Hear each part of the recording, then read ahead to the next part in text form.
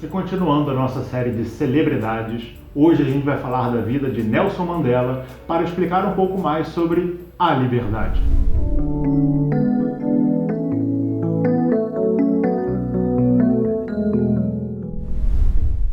Para começarmos esse nosso diálogo, eu acho importante entendermos um pouquinho do conceito de liberdade. Obviamente já foi falado antes, inclusive por nós mesmos, aqui em alguns outros vídeos do nosso canal, mas é válido trazer basicamente uma contextualização dessa ideia, E a primeira coisa importante para a gente entender é que dentro da realidade onde a gente existe, ou seja, dentro desse mundo aqui manifesto, a liberdade de forma absoluta, ela não existe. Ou seja, nós sempre vamos estar sendo condicionados por alguma coisa. Nós sempre vamos estar limitados por alguma coisa. Essa coisa pode ser uma questão econômica, pode ser uma questão biológica, pode ser N fatores que vão nos limitar e vão nos condicionar.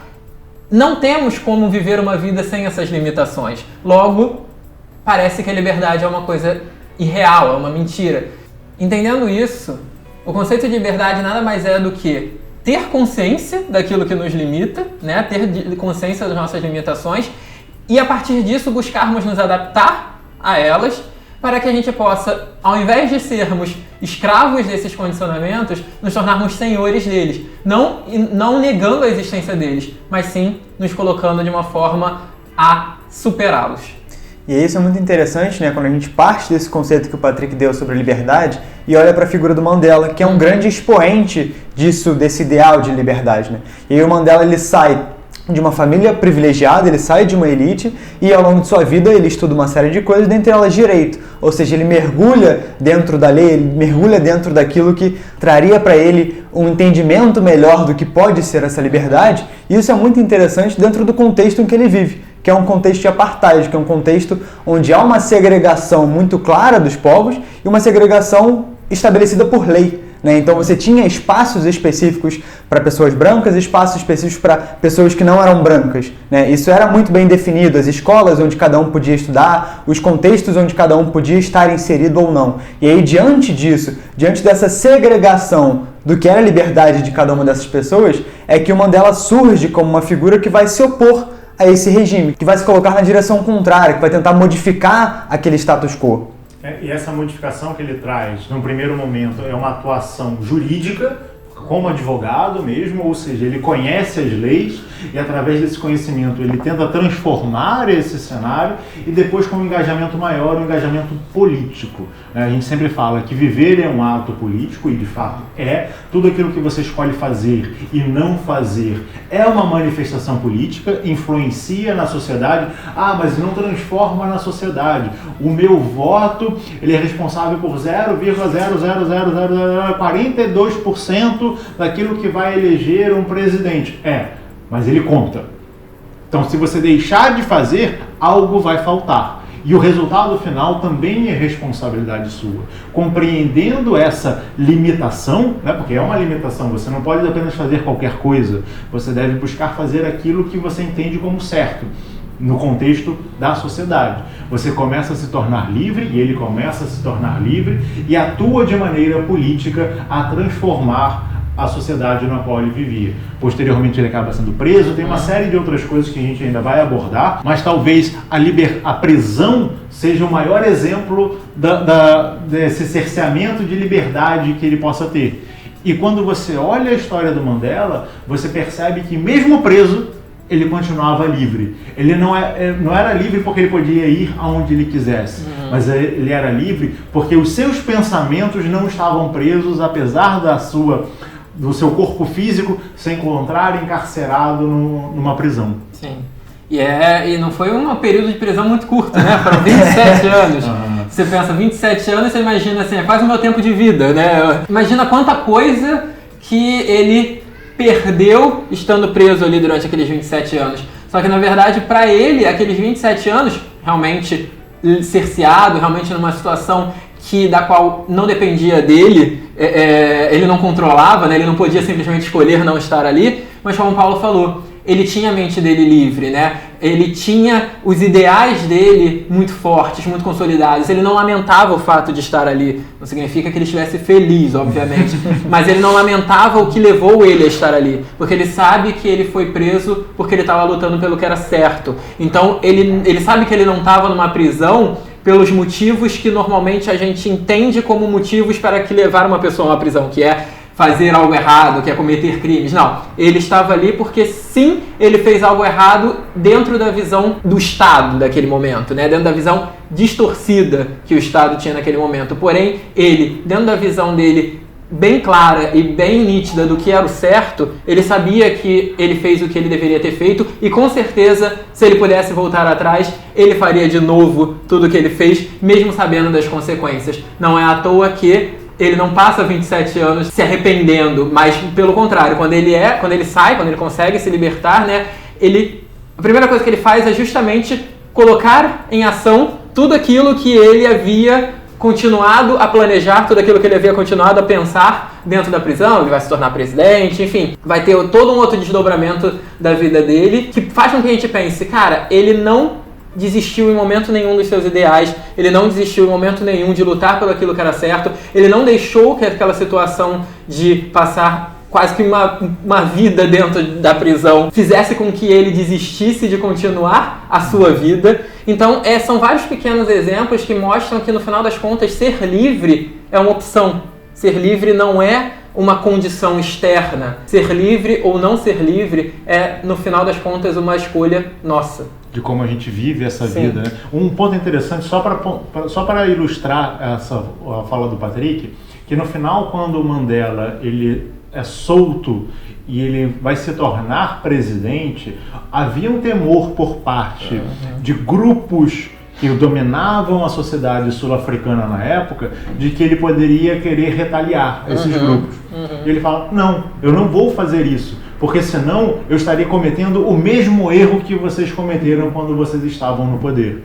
Isso mostra que, apesar de ter sofrido de injustiças, né, o Mandela continuou sendo livre e não foi levado pelo sentimento de vingança que muitas vezes acontece com a gente. Quando alguém grita com a gente se sente mal e quer gritar de volta. Não, ele continuou sendo livre porque ele não foi influenciado negativamente para dar o payback, para dar o retorno, para se vingar, mas continuou agindo de maneira livre, em conexão com aquilo que era sagrado para ele, de fato. Ele continuou agindo da forma como ele era, né? Ele continuou agindo de acordo com a verdade dele, e não sendo condicionado e levado pelas ações dos outros.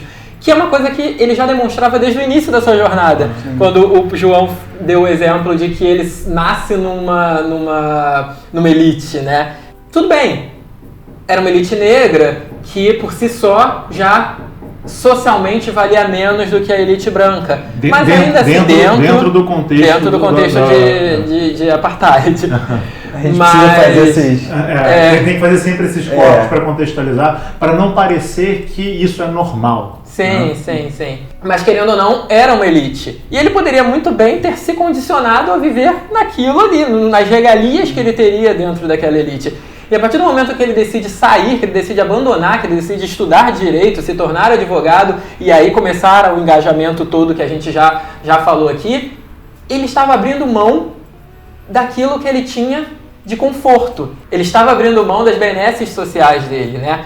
Dos luxos, vamos dizer assim, para seguir um ideal. Então ali ele já mostrava que ele não era condicionado pelas questões externas. Porque muitas vezes as questões externas são aquilo, não apenas aquelas coisas que nos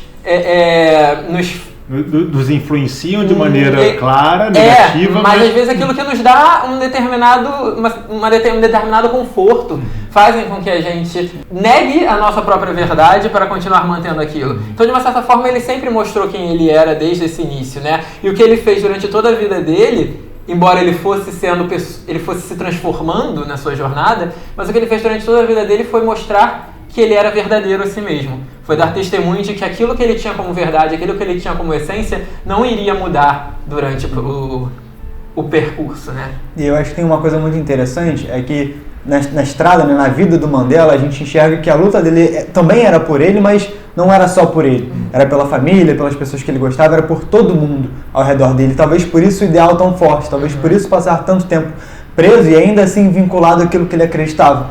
E aí, como o Patrick muito bem disse, a gente precisa, óbvio que a gente não precisa ser o Mandela literalmente, né? A gente não precisa lutar para ser presidente ou, enfim, para comandar algo muito grande para ser livre, para agir de maneira a mudar a sociedade de alguma forma. E aí uma coisa simples, entre aspas, que a gente pode fazer é identificar os nossos privilégios, né? Quais são as nossas benesses sociais, como nós somos favorecidos socialmente falando e como é que a gente pode se portar, primeiro, para identificar onde estão esses privilégios e segundo, para também levar isso para as outras pessoas. Uma coisa muito simples que a gente pode fazer é ouvir opiniões diferentes. É ouvir, seja um canal no YouTube, seja um livro, seja alguma coisa que nos dê, de fato, essa informação, que nos dê essa reflexão. E aí, se você gosta desses vídeos, se você gosta dos nossos vídeos, você pode curtir esse vídeo aqui, compartilhar para as outras pessoas e se inscrever no canal, porque aqui talvez seja um espaço onde você sempre vai ouvir coisas diferentes ou coisas que vão fazer com que você enxergue que, de repente, como nós, existem alguns privilégios que você tem na sua vida também.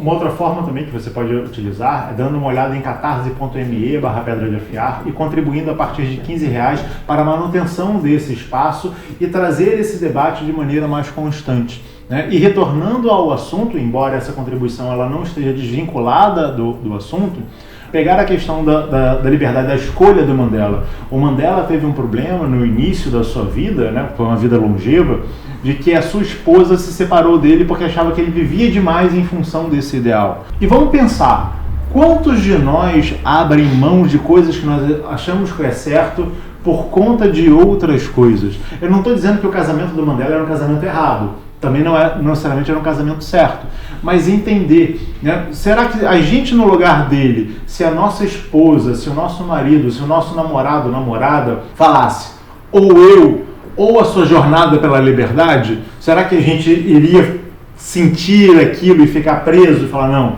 vamos deixar aí, a minha ação vale só um pouquinho mesmo, é ridículo, não serve de nada? Quantas coisas a gente se prende? Quantas coisas a gente deixa de fazer porque tem um conforto, como o Patrick falou lá da condição inicial do Mandela, porque os meus amigos vão achar estranho, porque a sociedade recrimina, porque o que eu vou fazer ali dentro?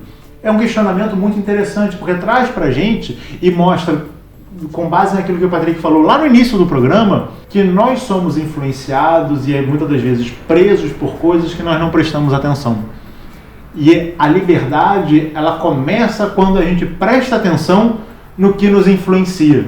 E que se você não presta atenção naquilo que está te influenciando e está influenciando a sua conduta, você está sendo um escravo que não está vendo aonde está de verdade. E isso é de vital importância, porque se a gente não presta atenção nisso, a gente acaba caindo num cenário distópico. E se você quer aprender um pouco mais sobre distopia, dá uma olhada nesse vídeo que vai aparecer aqui para você e até a próxima.